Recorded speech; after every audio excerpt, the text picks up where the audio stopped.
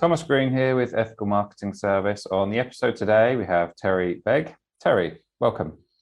Thanks for having me here, Thomas. I'm looking forward to sharing some of the things that have made my business crazy successful. It is my pleasure. Would you like to take a moment and tell the audience a bit about yourself and what you do?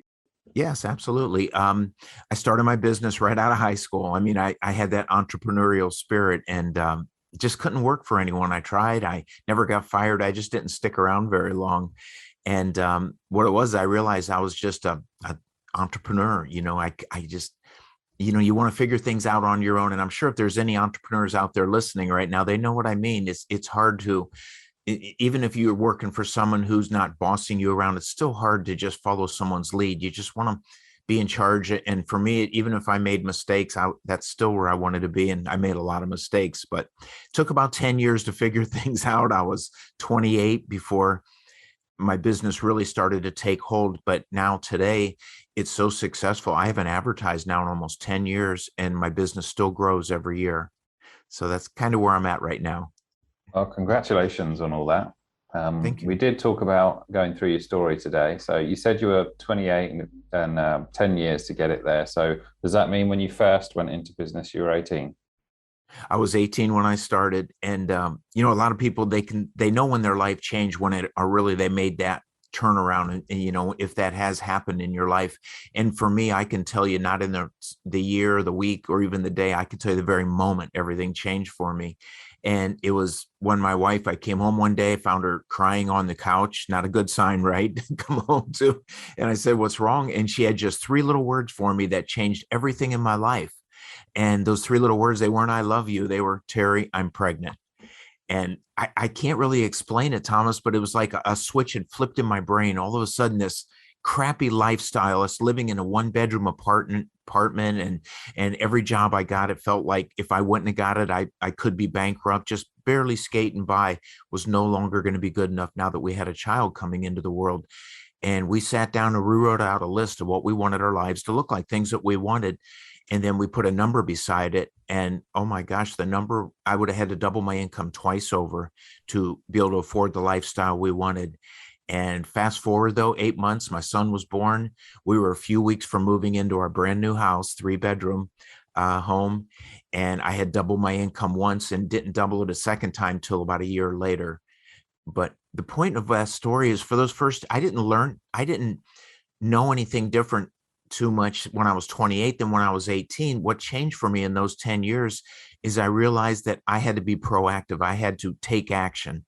And that's what I did. I took so much action in my business. Even the wrong action was still better than nothing. And I made a lot of mistakes along the way, but there were some things I did that just set me apart from everyone else in my industry. I own a house painting business. And I still continue to do those things. They were so powerful. And those are things I'm looking forward to sharing today. So thank you for that, because I think it does. I don't think you're alone in that particular example. I think there's some sort of statistic, if I might be fudging on the number a little bit, but it's like for every child, a parent's income goes up by 6%, or a dad's income goes up by 6%, something like that. So it's kind of like, and also there's the quote, which is for a man that has the right why can bear anyhow. There you go. I got there in the end. Yep. That's something that I say early on in my book, how big is your why? Because that's when I get into that story in my book is I talk about with the big enough why you can take on anything. And what's the business that you went into when you were 18? The same house painting business. I chose that because I'd done a little painting for my brother while I was in high school, but mostly because it was probably one of the few businesses that you didn't need a lot of money to get started in. A ladder and a brush and a bucket, and you're in business. I had a pickup truck. It was beat up. It was embarrassing almost, but I learned, that was when I learned a big lesson, starting with that old truck and that secondhand equipment, where I learned about the power of transparency. I used to park out front at people's homes. Mostly we do outside painting, and I wouldn't park in the driveway because I didn't want to leak oil on their cement. And they would look out at my truck, and I just kind of stand in front of them so they wouldn't look. But eventually I learned that I would just say to them, I said, this is what I have. My equipment's not brand new. It's not the best, but because of that, my low overhead is low, and I can, I'll give you the best job I possibly can at a very affordable price. So I try to find a way to spin that and just bring it up, and being honest, not asking people to trust me, which is always a red flag for some, well, not always, but for some people that is a red flag. But instead I would say, if you just give me a chance, you won't regret it. And I found people, they would kind of root for the underdog a little bit. So I would put it that way, made a ton of promises, and I kept every one of them with them. And things turned around once I got, as I said, proactive with Do you things. remember your first paying job? Oh, I do. It was outside. I didn't, I mean, I kind of knew what I was doing, but not really. And oh my gosh, my wife still laughs about the day I came home at lunch and was reading a how-to pamphlet before I went back to work. But when as I mentioned, I couldn't work for anyone, and I know I needed to figure this out. Looking back in hindsight, one of my big mistakes is I should have asked for help. I should have worked for somebody first, but I was independent and I didn't want to do it that way. But that probably would have trimmed a few years off of that learning curve if I would have. But those are lessons now I'll never forget, though, because I had to figure them out in my own way. Yeah, sometimes that is the best way to learn. So I think it's fair to say that the intelligent way to do it is to learn from other people's mistakes. But when you learn them yourself, you don't often go back on that lesson. I would say Oh, that's that's quite for sure. rare. Especially the painful ones. So I'm interested to know, with respect to going into business at 18, some people have, should we say, reservations or fears about going into business. And I think it is a consensus. I don't know whether back then, but it is a consensus that it's perhaps slightly less risky to go out and get a job. Do you remember what your thinking was around going into business at that time? At that time, all of my classmates were going to college, and I thought I did go to college. It was the worst 4 weeks of my life, though. No, I didn't last very long, but going into business, then I looked at it as more than anything a challenge, but that challenge was based on, I want to say desperation, because I knew I wanted to have an above average income. I knew that going into for as long as I could ever remember. And I knew without a college education, the best way for someone like me was to own a business. And I liked the service industry. I couldn't see myself at a brick and mortar shop waiting for customers to come in the door. I wanted to go out and find them. And and I know some of my friends thought I was crazy because, like I said, I drove an old beat up truck for a long time, and I had it in my mind that this is going to turn around. I'm not going to give up on this. I always felt deep down underneath it I could make it work. And I know there are people out there listening to this that know exactly what I'm talking about when it's where you're meant to go, and you can feel it in your personal goals are more important than even your business goals. I think that's a huge motivator, but that's where it was for me. I knew what I wanted. I had met my wife. I was just oh my gosh, I was 21 and she was 18 when we set 19 when we got married. And I made a lot of promises to her, and I'd failed on many on for 9 or 10 years there. I failed. And so it was so important to me that I make this work, that I just, even when I was 18 starting that business, I knew it was the right thing to do. It just took me a while to get the results that I was hoping to see. Well, as long as you get there, right? Yeah. But when you're first starting out, how are you getting those clients, considering no one knows you and presumably you don't have an advertising budget. So how does that come about? Oh my gosh, my budget was like in dollars, a few dollars. I was running little ads in the newspaper, 3 or 4. There was a little circular around here that was really cheap for like $15 or $20. You can run a 3-line ad. Of course, newspapers aren't so popular anymore. There's a lot of things that are different. And that's what I would do. I'd run ads as much as I could, as much as I could afford to. And when I started running out of work, I think, well, I better run another ad. I mean, I was a train wreck in every way when I started my business, but it was just me. And I almost didn't look at it like a painting business. I looked at it as a way for myself to be able to pay my bills. I was, in the early years, I was still living at home from the time I started it when I got out of school until I got married. But where I really felt the pain of everything is when I first got married. I mean, as I mentioned, I promised my wife a lot of things, but that very first Christmas, I could still remember being on the living room floor in that one bedroom apartment, counting pennies to buy her a gift for Christmas, and I felt like such a loser. And I used that the kind of channel my energy more. I would think about that every day in the future, as I went on. I remembered those times, and I talk about it in my book a little bit. Is your why sometimes needs to be almost more personal than business. And because when it's personal, it's emotional, and as we all know, it's emotions that change our thinking more so than logic. Right. Again, another thing I talk about in my book, to find your motivation. Sometimes you need to look at the personal issues in your life, because those are the emotional times that spark that fire that you need to keep going. So I'm interested about with when you're a sole trader, when you first start out, it sounds like you're sort of finding your feet a bit, and things start to get a little bit more comfortable. And there's a consideration at some point where you think, maybe I'm getting a bit busier. Maybe I might need some help. Maybe an employee or an assistant of some kind. When do you start having those thoughts or that conversation with yourself? It all was starting around the time my wife told me she was pregnant. That part was a total surprise, because, like I said, we had been married for 8 years, maybe 9 years at that time. But I did a couple of things that I can mention real quickly that changed everything for me. One is I knew I had to find a way to stand out, and I needed to take my business more seriously. So there was a home and garden show near where I lived, and I called them up, and they said, no, there's no painters have ever gotten in this show. And I said, but I want to get in. And I think it was like $1,000 to be in it for a week. And I didn't have that much money. I mean, I did in my savings, but it would have cleaned me out almost. But they said, if you join NARI, which is the National Association of the Remodeling Industry, you can be a member there. Plus you'll get a discount of like $700 from being in the home show. So it was a no-brainer for me. But what I realized was, becoming a member of a professional organization, it rose me up to the level of all the other people in there who were professionals. And I didn't really look at myself as a pro at that time, but in my customers' eyes, instantly I had that more professional status.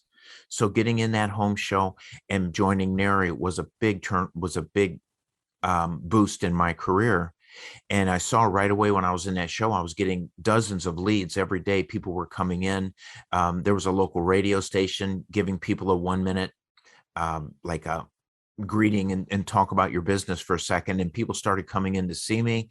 And when I left that show with maybe 80 or 100 good leads, before I even started giving those bids, I hired 3 guys that I knew, they were just my friends, but I knew I could train them. And that was scary. All of a sudden I had a payroll that I couldn't cover if we weren't doing turning jobs over real quickly. But all at the same time I did that. And it was scary, but immediately what I used to get done in a week, we were all of a sudden doing in a day. So I was spending my time starting those guys in the morning. Then I'd get out and give bids and get booked ahead. And before I knew it, I had 20 houses scheduled. And in that first summer before my son was born, we had painted, I want to say 60 or 70 homes. And I think by the next year, once I got the process down a little more, got back into that show the following year, I think that year I painted over 100 homes. And to this day, we're a little bit thinner. I have a smaller crew, but we're really efficient. I found a lot of shortcuts, but we still do almost 100 homes every summer. In our painting season here in Ohio, we have about 8 months to do the outside work. And we do close to 100 homes without any advertising, without any marketing. It's just all repeat and referral business. You mentioned something quite interesting, and it's a topic which I've covered before, and I'd love to get your take on it, because you hired friends first and foremost, and now you have the experience of, should we say, making some form of conclusion on that. What is your take on hiring friends when you have a business? I know a lot of people say don't do it, but I was a little bit desperate. There weren't sites out there like ZipRecruiter and Indeed. I don't know if you have that where you're at, but there's hiring sites now. There wasn't even any internet when I was starting everything, so I didn't know a lot of people. And and it had its positives and negatives. It's hard to boss them around, but I was very clear with them in the beginning what it would be like, and it did work for a while. What did hurt me is once they became good at what they were doing, they knew the whole job, they knew everything that was involved. They would quit me and become my competition. And we got past that. One of them even came back and still works with me today. Who he ran his own business for about 25 years and then got tired of it and came back to me.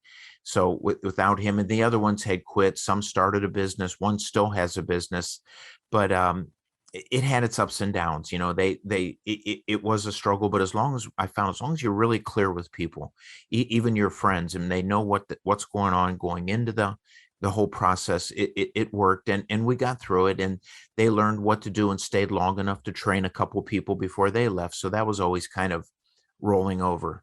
But yeah, those first ones were my friends, and eventually they did quit me, but um, in the end, it worked out. It served its place because they were able to train the other guys when I wasn't around.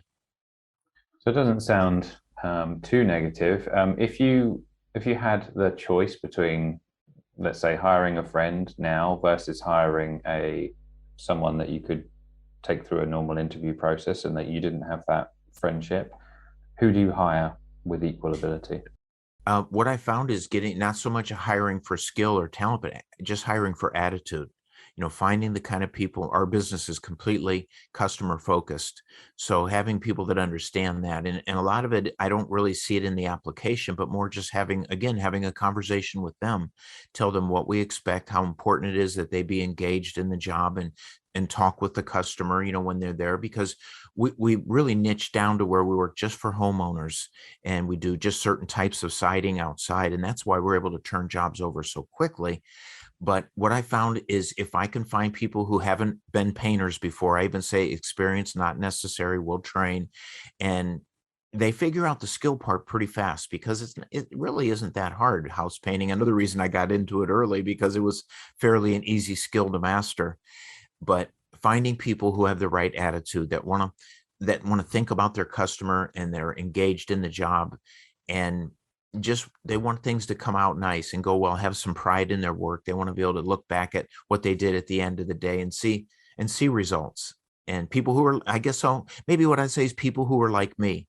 So I'm always looking for people who where I was back in my 20s, someone that really wanted to create something that they could build on for the rest of their life. And skill wasn't, and skill to this day is not that important to me because skills can be learned. It's attitude that matters. Mm. It's not the first time I've heard that. So a very very good point, worth highlighting. So you've been in the business about 10 years, and then this life-changing moment happens where you're going to be a dad, and you get the marketing in place because you've joined that. What did you say it was a? NARI, National Association of the Okay. Remodeling Industry. And you start getting a significant amount of leads, and you hire friends, and you're starting to expand. I do find often it's the case that you run into some issues when you're growing. So any thoughts about what pops up there? Yeah, and yes, absolutely. Thanks for sharing, mentioning that. But yeah, in a short time, I saw, geez, we're easily doing 100 houses. This is a couple years into it. I'd lost my main guy by then, but we was able to replace him because other people had been there. And I thought, I have so much work. I'm just going to start a second crew, and even was thinking about a third crew. But at the end of that summer, I looked back and we had painted about 180 homes with two and a half crews, you might say. But I was spending a lot of time going back and calming down the customer because it just seemed like maybe it was I'm not a good lead as good of a leader as I should have been. I didn't train them as well as I should have maybe, but I found myself putting out fires a lot. The customers weren't happy with some things. They'd meet me and talk to me and they'd like me, which is what my book's all about, becoming likable to your customer.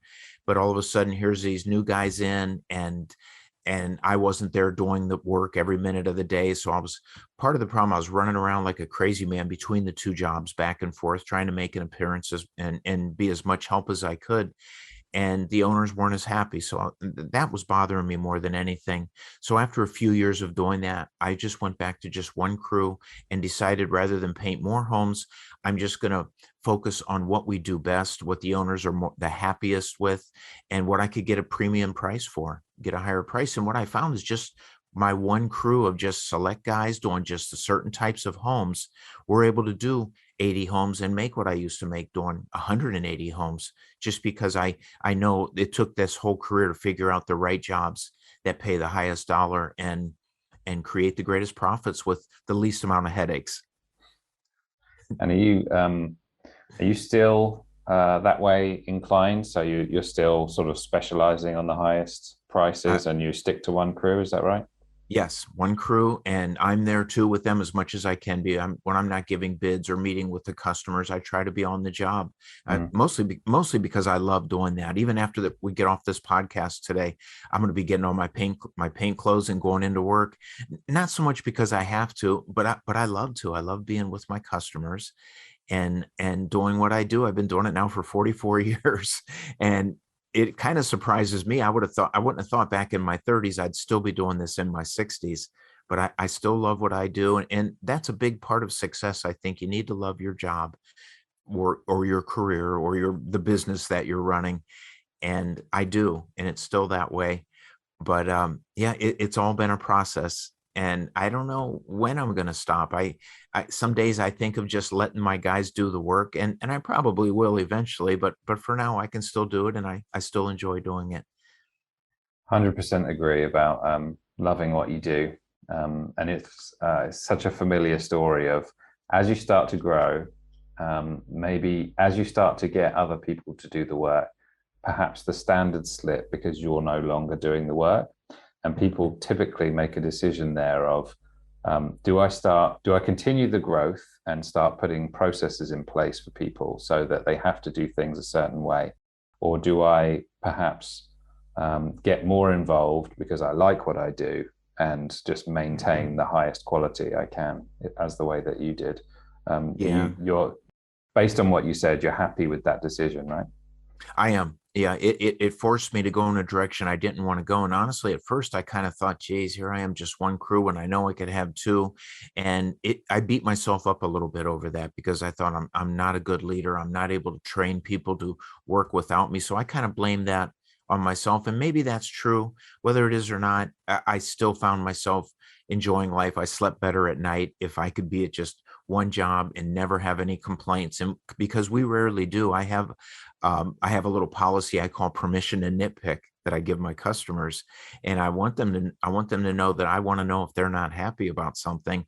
And it rarely happens now. If one of the things I talk about in my book is having a list of testimonials from your customers that say how good you are at what you do speaks volumes. It's 100 times, 1,000 times more believable than anything that I can say to them. So I love getting those testimonials and just being part of the process with them every day is enjoyable to me, and it's how I see myself finishing out my career the same way.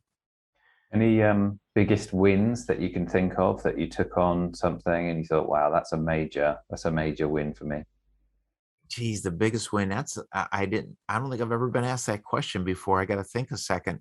I would say the biggest win for me is realizing today, when I didn't have, in the early years, I didn't have money to advertise. And when I started having enough to advertise, I was spending quite a bit of it.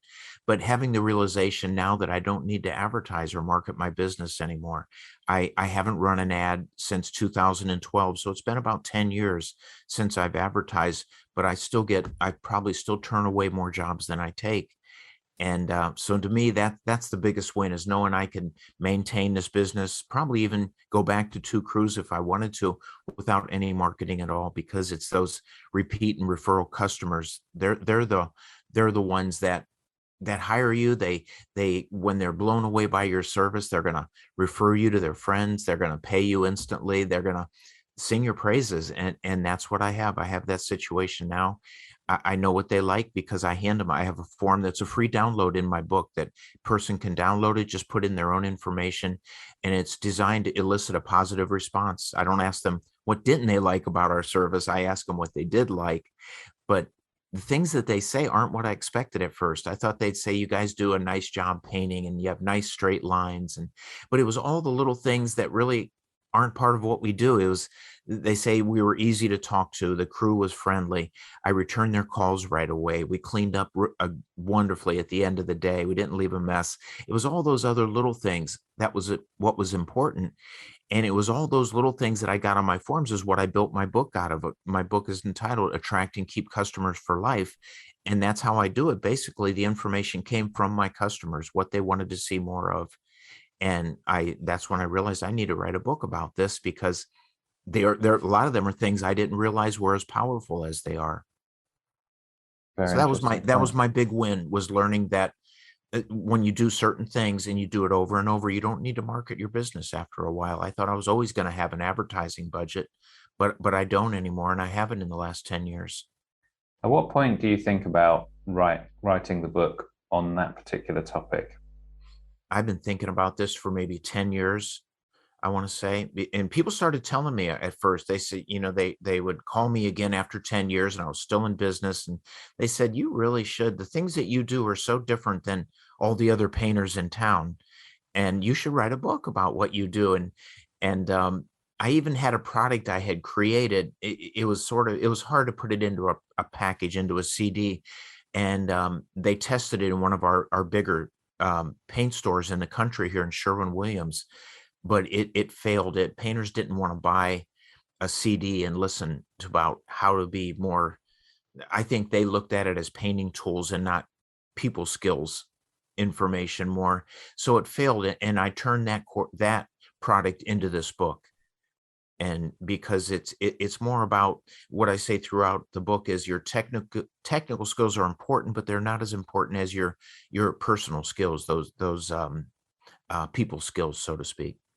If someone, let's say, spent a load of time enhancing those skills, getting better at all the skills, which are not necessarily your technical skills, but all of the things that people highlight as something that's really good, how would you then communicate that to your potential prospect? Because you're getting referrals all the time, presumably that's not relevant. Mm-hmm. That's a good question. Well, the way I do it is I created a process. It's maybe a selling system, but I think of it as more of a connecting system. And in my book, it's in 4 parts, and I call them the 4 abilities. It's likability, believability, trustability, and wowability. And making myself likable to the customer is huge, because nobody's going to, as I mentioned, trust you right away. So, no like and trust attitude, right? Everybody's heard of that. So, I have little things that I do to make myself likable to my customers. And I know these things now, but I found a lot of my competition doesn't. And little things like being on time when you say you're going to show up to give an estimate, or return phone calls right away. Almost every person I call back that has left me a message says, you're like the only painter that called me back. And that just blows me away, because these other guys are spending money on advertising and they're not calling them back, at least not right away. Another thing I talk about to make yourself more likable is listening before you talk. And my customers, people want to know that you understand what their problem is, and it's hard to know that if you don't listen. But I even still looked at likability as too big of a leap to go from like to trust. So in between that, I put believability or credibility. And examples of those are having a website, which I don't consider as marketing. It's just a video brochure, customer awareness piece.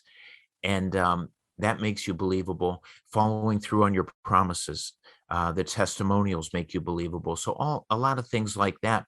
But then I do say in my book, this is the most important ability. I call it the golden ticket, and that's trustability.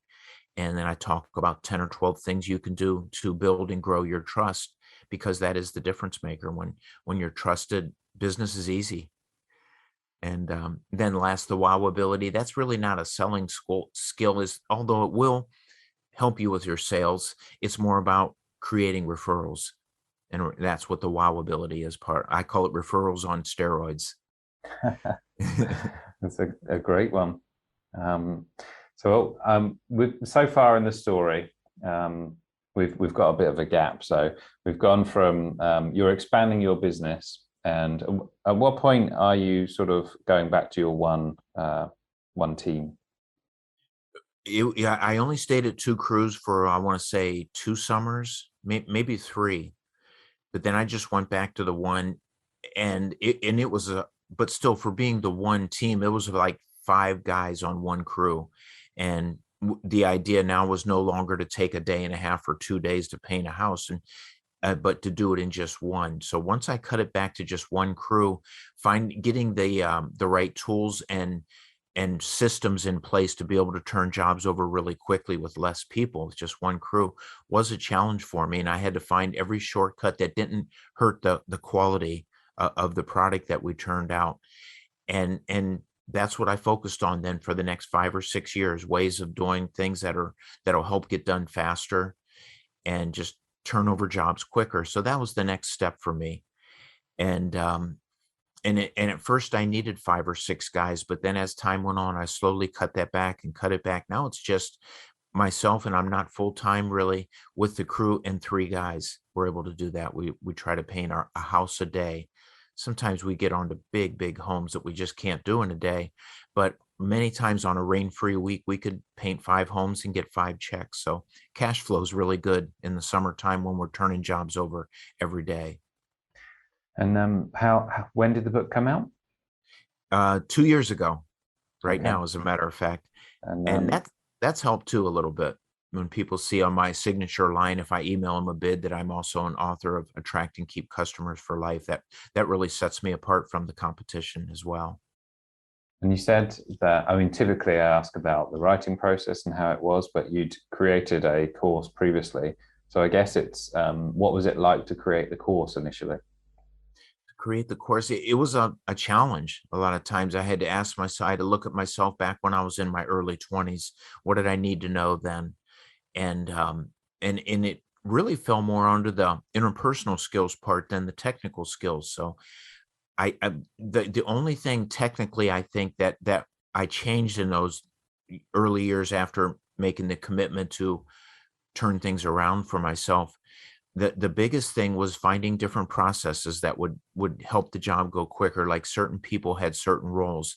The guy who did the spraying would also do the caulking around the windows and doors, for example. Certain guys would just take the shutters off of the house and mask off the windows, and do other little prep things. And then I would focus on, oh, I don't know, I'd kind of oversee all of that. And then eventually I put someone in my spot of overseeing everything. And one guy on the crew was very good at trimming, if there was any trim work to do, like maybe painting windows or doors, things that we couldn't spray. And several guys that just did the same thing over and over, like I said, masking and tearing all the masking off at the end of the day. So it turned into a real system of the spray guy. Basically, the guy who was doing the spraying would just follow the prep guys around the house and work their way all the way around. And once they were around to the end, they would start tearing off behind the spray guy. So it's a neat little system. And I even created a video that shows how we paint a house in one day.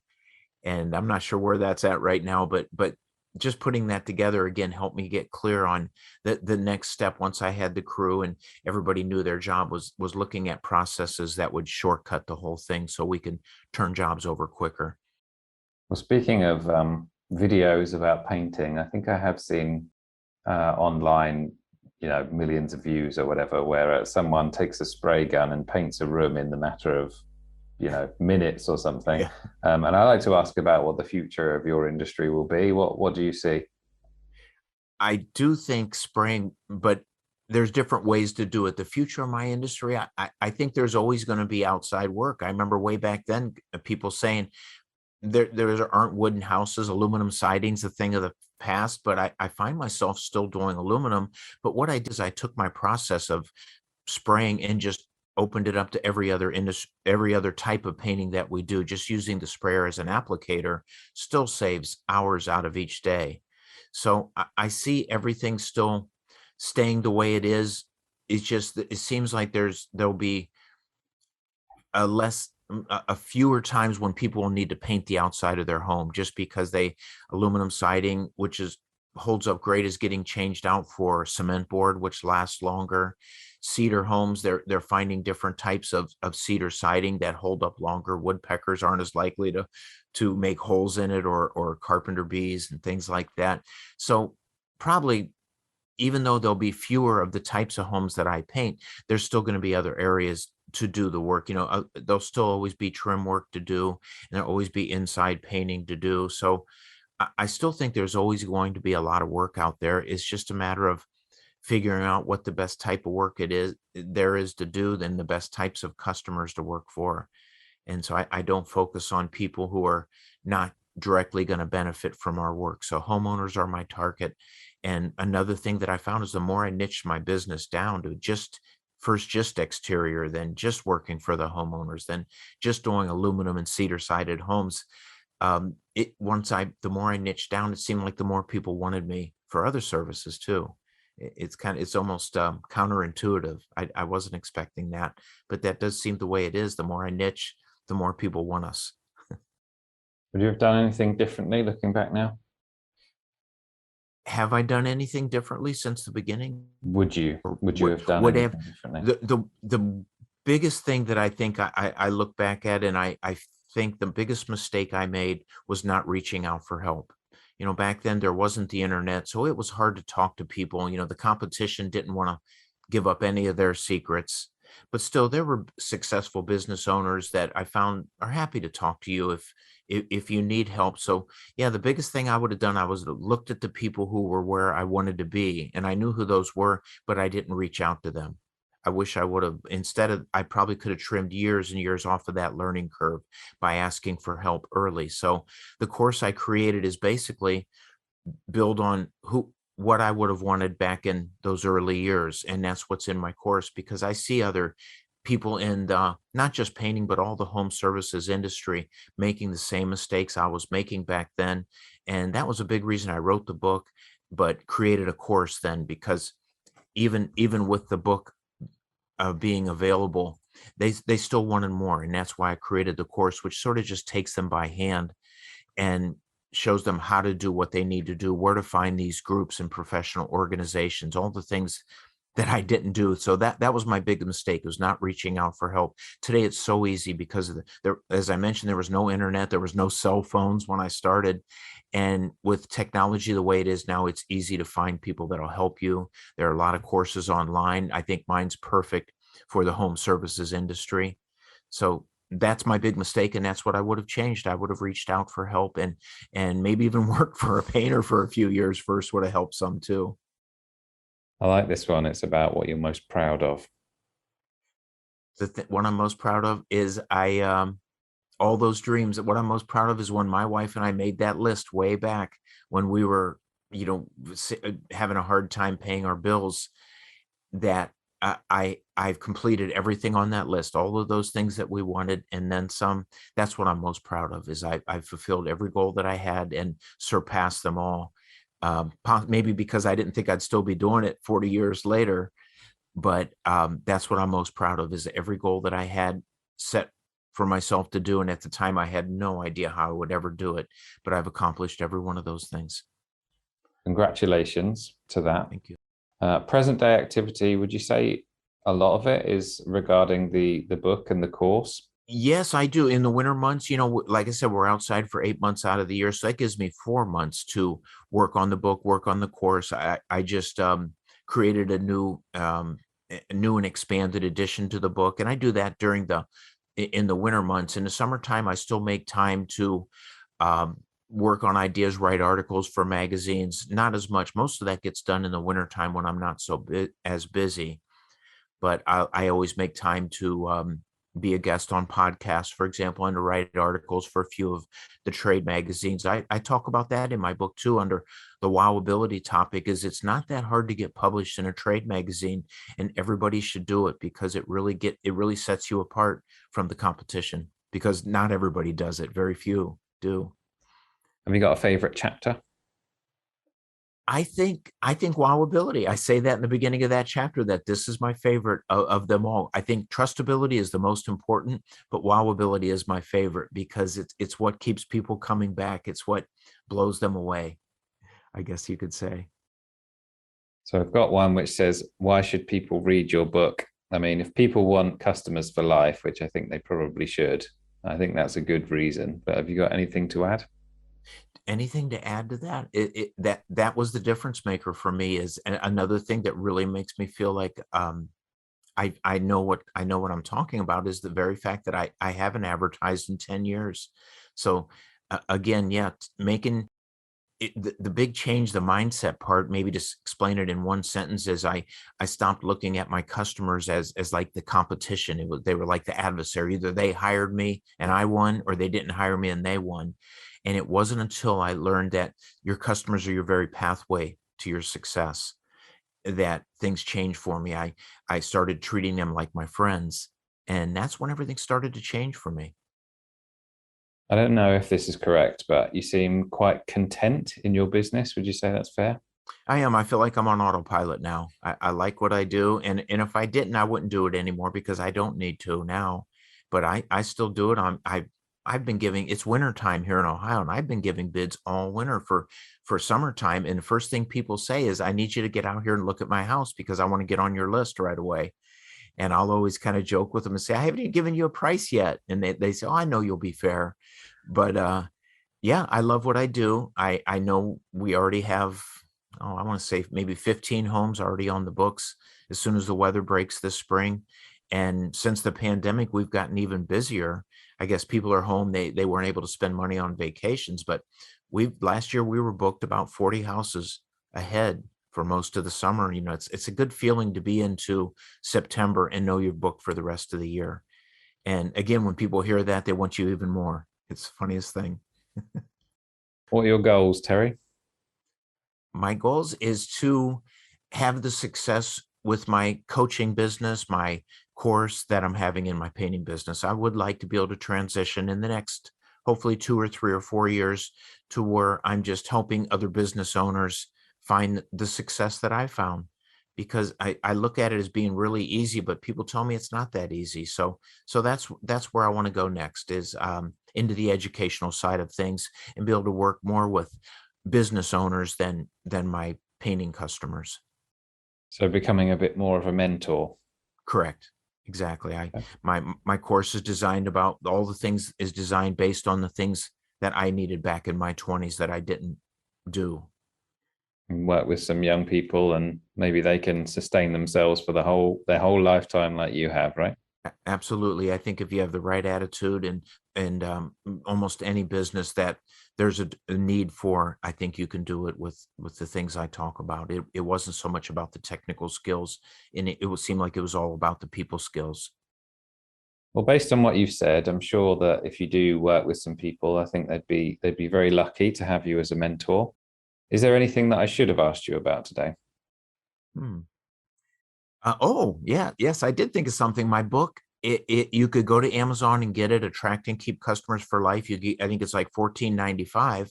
But to celebrate coming out with my course and the revised edition, I'm giving my book away for free plus shipping. So that's all I'm charging. Shipping in the United States, I think, is $5 or $6, and outside of our country, it might be 11. But if you get it through Amazon, it with shipping, it's going to be about 20. So the book is free for now because I just want people to see what I have in there and how powerful it is, in the hopes that maybe they'll buy my course. And I believe, I haven't looked recently, but I think my course is at for half price right now for a short time too. Because I just rolled it out. Actually, it's only been available for a few weeks now. So Amazon for the book. Can you just share the Oh, website address? yes. Oh, I'm sorry. Amazon for the book if you want to pay $20, but if you want it for free, yeah, the address for that is the4abilities.com.